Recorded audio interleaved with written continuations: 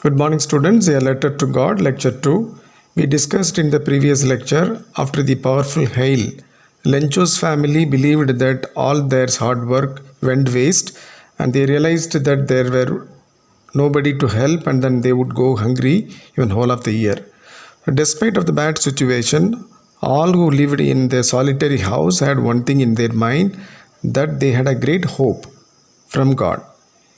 So they consoled each other by saying that not to upset on each other and no one would also die in hunger. The only hope of Lenjo was the help of God, whose eyes, as he had been instructed by others, see everything, even what is deep in one's conscience. Lencho had an unshakable faith in God. So it is a very, very important expression that we should understand by Lencho. So there might be in the examination questions like, who did Lencho have faith in?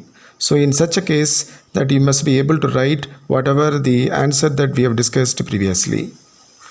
Lencho was a hardworking farmer. He worked hard like an ox.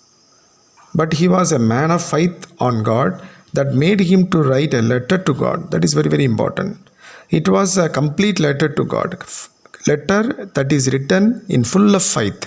He wrote a letter to God with an intense faith in mind that God would return something to him.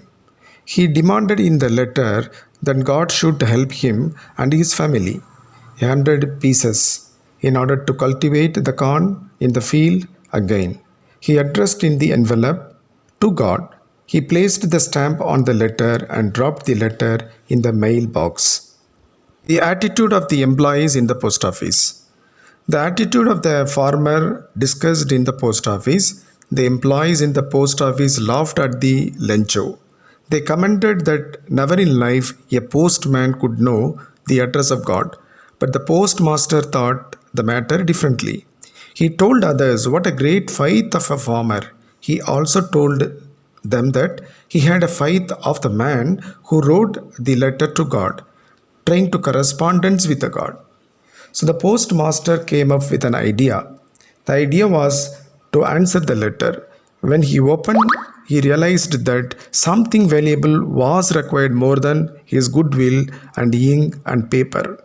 Yes, he asked quickly and also sought the help from other friends. He collected money from employees along with his own share of salary, and it all came to the figure 70 pieces. He put all of the money in envelope addressing to Lencho and signed in the letter as God.